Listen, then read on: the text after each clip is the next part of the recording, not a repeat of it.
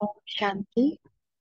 सुनते हैं अव्यक्त मुरली। बाबा, इस ज्ञान को धारण करवाओ, उसका स्वरूप बनवाओ और ऐसा पवित्र बनाओ कि कोई भी विकार ना रह जाए।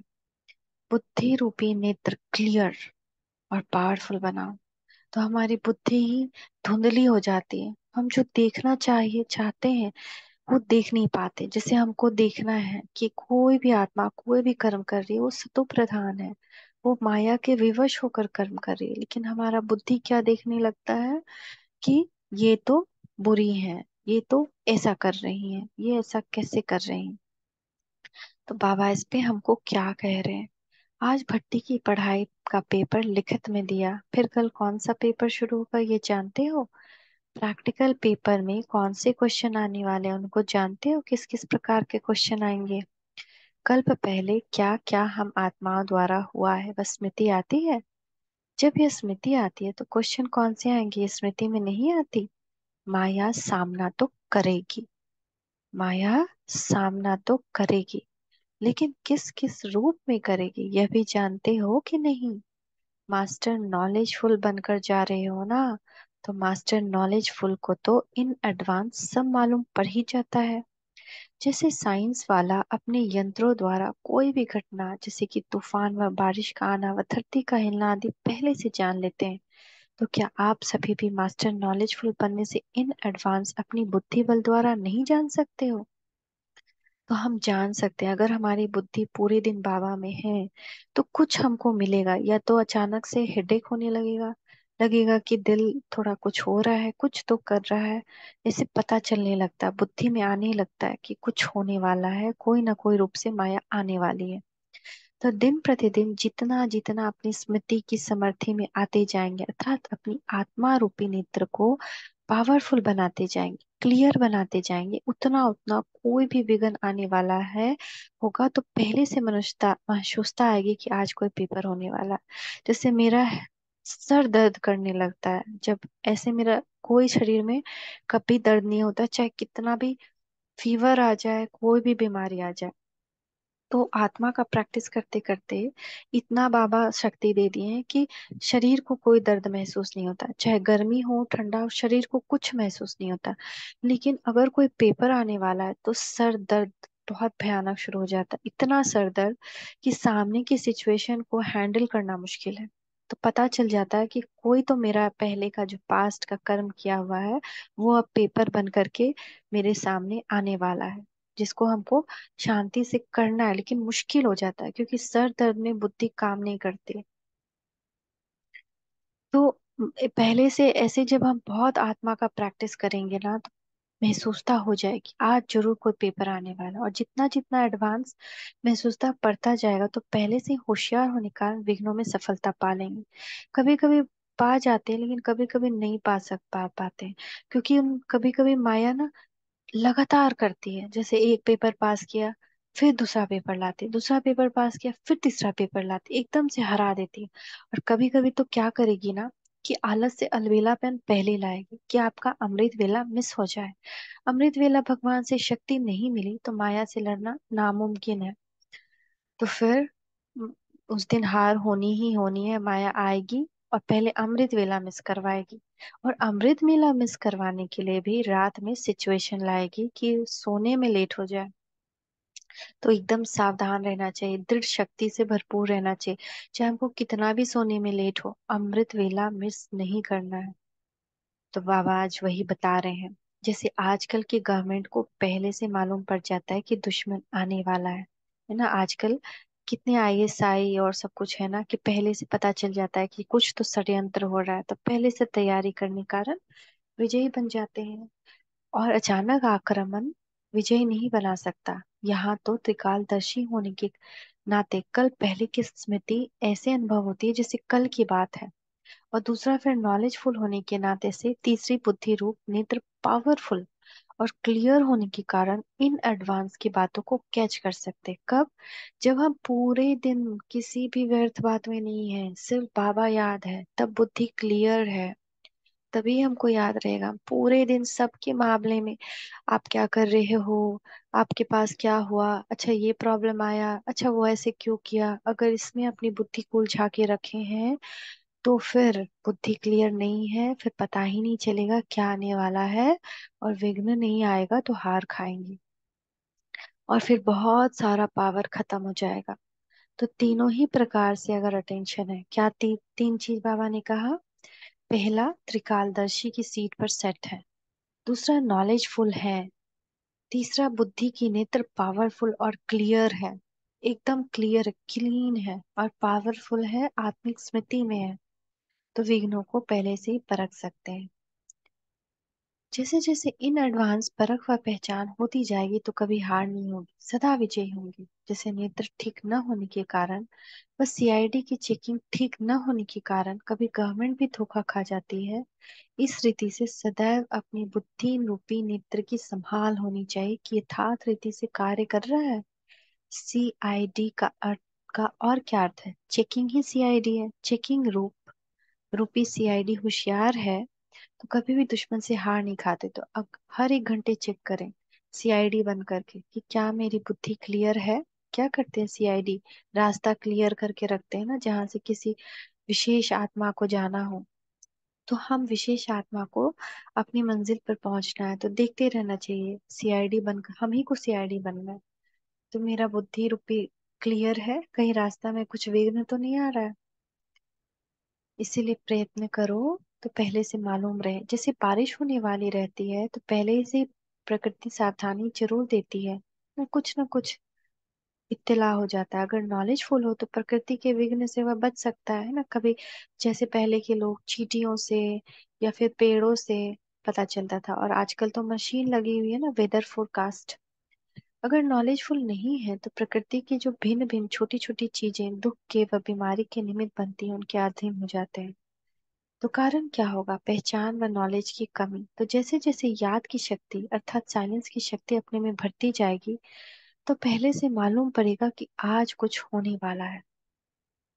और दिन प्रतिदिन जो अनन्य महारथी अटेंशन और चिकी में रहते हैं वह ये अनुभव करते जाएंगे। बुखार भी आने वाला होता है तो पहले से उसकी निशानी दिखाई पड़ती है ना, कि थोड़ा थोड़ा सिर दर्द शुरू हो गया, थोड़ा बदन दर्द शुरू हो गया। तो बुखार आने के पहले भी महसूस होता है कि लगता है बुखार आने वाला है, तो अगर पहले ही दवाई ले लें तो बच जाए। तो इसमें भी अगर नॉलेजफुल है तो जो पेपर आने वाला है उसकी कोई निशानियां जरूर होती हैं, कुछ ना कुछ होना शुरू होगा। लेकिन परखने की शक्ति पावरफुल हो तो कभी हार नहीं सकती। ज्योतिषी भी अपनी ज्योतिष की नॉलेज से, ग्रहों की नॉलेज से आने वाले आपदाओं को जानते हैं। वो आपकी नॉलेज के आगे वह नॉलेज कुछ भी नहीं, तुच्छ कहेंगे, तुच्छ। तो जब तुच्छ नॉलेज वाले एडवांस को जान सकते हैं तो अपनी नॉलेज की पावर तो क्या इतनी श्रेष्ठ श्रेष्ठ नॉलेज से मास्टर नॉलेजफुल ये नहीं जान सकते कि क्या होने वाला है। ये नहीं जान पा रहे हैं, इसका रीजन क्या है, बुद्धि रूपी नेत्र क्लियर नहीं है। और क्लियर न होने के कारण क्या, केयरफुल नहीं है इसलिए क्लियर नहीं है, तो केयरफुल न होने के कारण नॉलेजफुल नहीं है। नॉलेजफुल न होने के कारण पावरफुल नहीं है। पावरफुल न होने के कारण विजय की प्राप्ति जो होनी चाहिए वह नहीं होती। तो अपने नेत्र को क्लियर रखना क्या ये मुश्किल बात है। इस बार जो भट्टी में आए वह मधुबन से अर्थात वरदान भूमि से क्या वरदान लेकर जाएंगे। एक तो अपनी बुद्धि रूपी नेत्र को क्लियर और केयरफुल रखना, और इन एडवांस नॉलेजफुल होकर परखने का वरदान लेकर जाना है, जिससे कभी भी माया से हार नहीं खाएंगे। जिसकी माया से हार नहीं होती उनके ऊपर सुनने वाले और देखने वाले बलिहार जाते हैं।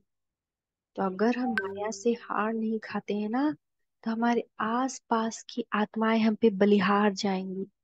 तो प्रवृत्ति में रहते आपके ऊपर आपके समीप वाले दूर से बलिहार जाएं, उसकी युक्ति ये है कि बार बार हार ना हो। अभी वो क्या देखते हैं कि ये आत्मा इतना प्रयास कर रही है, मुरली सुन रही, योग कर रही है, भगवान के रास्ते पे चल रही है, फिर भी क्रोध कर रही है, तो उनपे कोई असर नहीं होता। लेकिन जहां हम उस पे विजय पा गए तो उनके अंदर एक अलग परिवर्तन आता है कि ये तो कोई श्रेष्ठ आत्मा, अंदर ही अंदर बलिहार जाते हैं।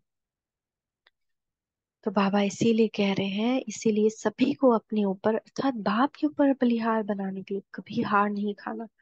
तो आज से बाबा की खातिर हमको हार नहीं खाना है, क्रोध का हार नहीं पहनना है, हार पहनने के योग्य बनना है, न कि हार खानी है। यह है प्रवृत्ति में रहने वाले पांडवों के लिए विशेष रूप की शिक्षा। हम सबके लिए प्रवृत्ति में रहते हैं ना, हम अपनी प्रवृत्ति में जाते हैं तो प्रवृत्ति को प्रवृत्ति ही समझेंगे, कुछ और समझेंगे प्रवृत्ति वाले। यह नाम बदल गया ना, अभी अपनी प्रवृत्ति को अधर कुमार कहेंगे। अपनी प्रवृत्ति का जरा भी संकल्प नहीं आए, ऐसा ख्याल आने का सवाल ही नहीं पैदा होता। सवाल तो पैदा होता है लेकिन ख्याल पैदा ना हो, ऐसा कहो।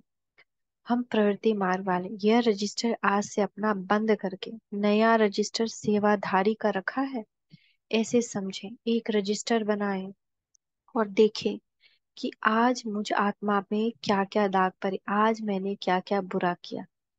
अगर जब तक ऐसा नहीं करेंगे, जब तक भगवान की मदद नहीं मिलेगी, रजिस्टर देना है भगवान को कि मैंने आज कितना योग किया, कितनी मुरली के अनुसार मैं चली, कितना बाबा को याद किया, और कितना विकार में गई, दुख दिया या लिया। तो दिवाली का पर पुराने चौपड़े खत्म कर नए रखते हैं ना, दिवाली आने वाली है ना।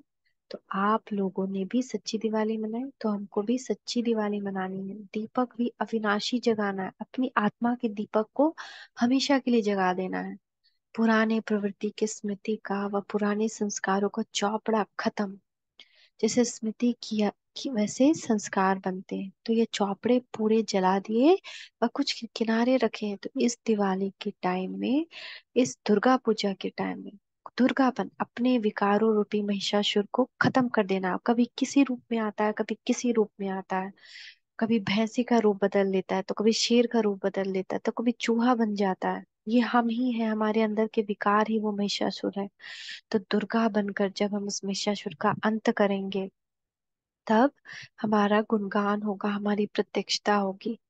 अगर किनारे रखे होंगे तो कभी भी बुद्धि उनमें जाएगी। अगर सारा कुछ हमने बस थोड़ा साइड कर दिया है, तो उसमें बुद्धि जाएगी। जला कर खत्म कर देना है योग अग्नि में। वह कभी कभी दिखने का दिल होता है, कोई ऐसी चीज होती है जिससे डर लगता है, तो उसको किनारे रखने के बजाय भस्म किया जाता है। झूठी चौपड़ी बनाने के वाले गवर्नमेंट से डरते हैं, इसलिए वह कागज जलाकर भस्म कर देते हैं, जो किसको निशानी भी न मिले। इस रीति पुरानी स्मृति का चौपड़ा व रजिस्टर बिल्कुल जलाकर खत्म करके जाना। एक होता है किनारे करना, दूसरा होता है बिल्कुल जला देना। रावण को सिर्फ मारते नहीं है, क्या करते हैं, पहले तीर मारा जाता है ना रावण को, उसके बाद उसको जलाया जाता है।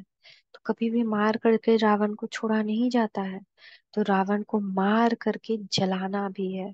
तो इनको भी सिर्फ अगर किनारे रखा है तो वो निशानी रह जाएगी। पुराने रजिस्टर की छोटी टुकड़ी से भी पकड़ा जाएंगे। तो माया बड़ी तेज है, उनकी कैचिंग पावर कोई कम नहीं है।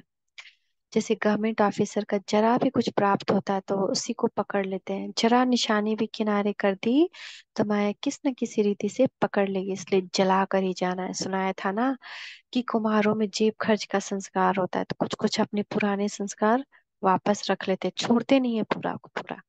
तो जैसे प्रवृत्ति मार्ग वालों में भी संस्कार होता है, कुछ न कुछ आयविल के लिए किनारे रखना है ना, कुछ न कुछ जमा खर्ची के लिए दबा करके रख लेते हैं।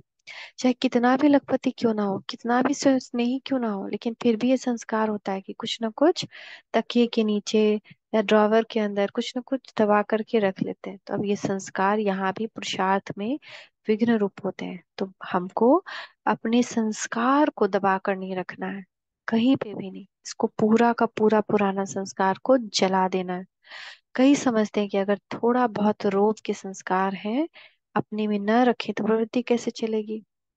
मान लेते हैं बाहर ही कोई आया, गेट पर कुछ गंदगी फैला कर चला गया, तो हमको क्या आएगा, तुरंत क्रोध या रोब आएगा ना। तो हम सोचते हैं अगर क्रोध न रोब न दिखाए तो वो तो कोई भी कुछ भी आकर चला करके चला जाएगा, पर ऐसा नहीं है। और थोड़ा बहुत अगर लोभ के संस्कार भिन्न भिन्न रूप में नहीं होंगे तो कमाई कैसे करेंगे। या अहंकार नहीं होगा तो सब तो हमको दबा देंगे ना, अगर हम उनके सामने झुक के जाएंगे तो हमको दबा देंगे, ऐसा हम सोचते हैं। वैसे से कार्य के लिए अर्थात आई विल के लिए थोड़ा बहुत पुराने संस्कार का जो खजाना है उनको छिपा कर रखते हैं। ये संस्कार ही धोखा देते हैं, तो बाबा कहते हैं इसको ऐसा नहीं करो, पूरा का पूरा जलाओ। तुम्हारे संस्कार तुमको मदद नहीं करेंगे, ये आसुरी संस्कार। यह कोई पर्सनालिटी नहीं है, वह इस पुराने संस्कार का रूप प्रवृत्ति को पालन करने का साधन नहीं है। पुराने संस्कार का लोभ रॉयल रूप में होता है, लेकिन है लोभ का अंश। समझो प्रवृत्ति वाले व्यवहार में जाते हो तो जहां देखेंगे थोड़ा बहुत ज्यादा प्राप्ति होती है, तो उस प्राप्ति के पीछे इतना लग जाएंगे जो इस ईश्वरीय कमाई को कम कर देंगे। इस तरफ अटेंशन कम कर उस तरफ प्राप्ति का टेंशन जाता जाता है, तो क्या ये लोभ का अंश नहीं है? इस रीति जो आईवेल के लिए पुराने संस्कार की प्रॉपर्टी को अर्थात खजाने को थोड़ा बहुत भी किनारे कर रखते हैं समय पर यूज करने के लिए, लेकिन संस्कार भी खत्म करनी है। ऐसी चेकिंग करनी चाहिए जो जरा भी कोने में कोई ऐसे पुराने संस्कार रहे हुए तो नहीं है। मोह भी होता है, प्रवृत्ति तरफ ज्यादा अटेंशन जाए, यह भी रॉयल रूप में मोह का अंश है। यह बेहद की प्रवृत्ति तो 21 जन्म साथ चलती है, और वह प्रवृत्ति कर्म बंधन के चुकतू करने की प्रवृत्ति है।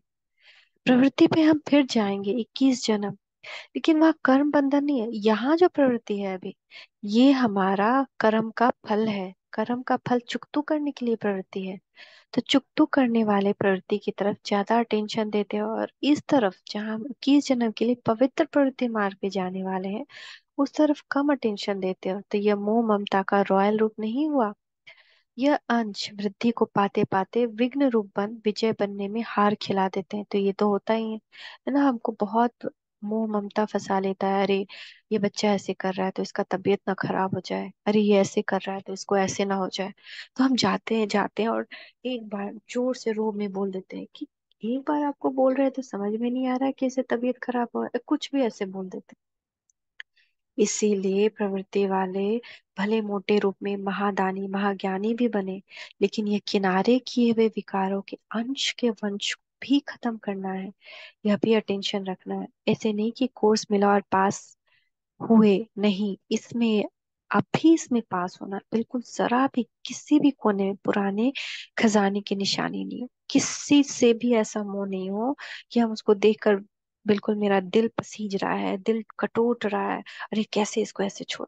एक बार बोला, नहीं माना, तो फिर हम एकदम टेंशन में बैठ गए, वो क्या कर रहा है तो इसको तबीयत खराब हो जाए, इसको तो ऐसे हो जाए, इसको तो वैसे हो जाए, क्या कर रहा है, ऐसे करके हम बैठ जाते हैं पूरा टेंशन में। और उस टेंशन में फिर माया आती है, क्योंकि ये कमजोरी है हमारी, और कमजोरी का फायदा माया उठाती है। तो इसको कहा जाता है मर्जीवा, वा सर्वंश त्यागी, सर्व समर्पण, ट्रस्टी, व यज्ञ के स्नेही व सहयोगी। यह है कोर्स। पल कोर्स तो टीचर्स ने कराया, लेकिन कोर्स के पीछे चाहिए फोर्स।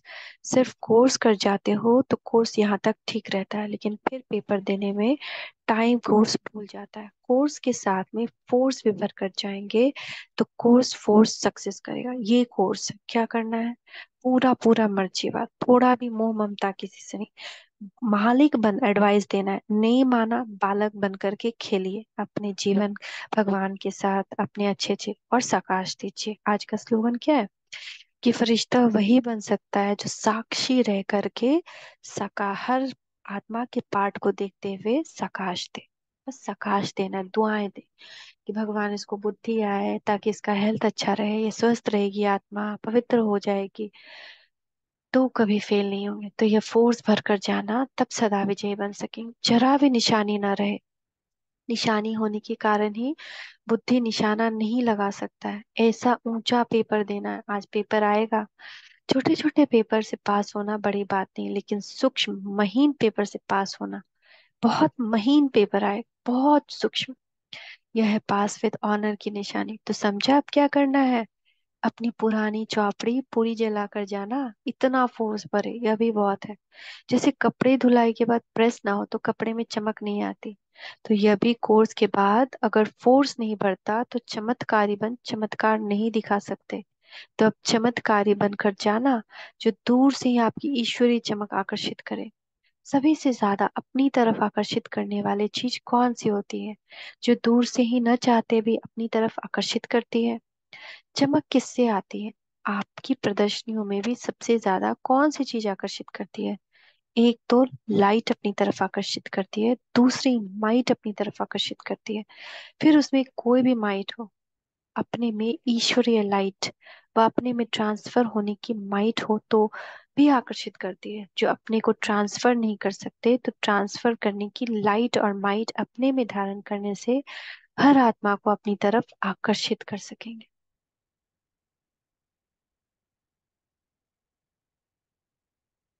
अच्छा, मीठे मीठे बाप दादा को हम बच्चों का शुक्रिया, इतना सुंदर इतना गुह्य नॉलेज दिया। मीठे मीठे बाबा, आपका बहुत बहुत शुक्रिया। आज हम सब लाइट और माइट बनकर रहेंगे।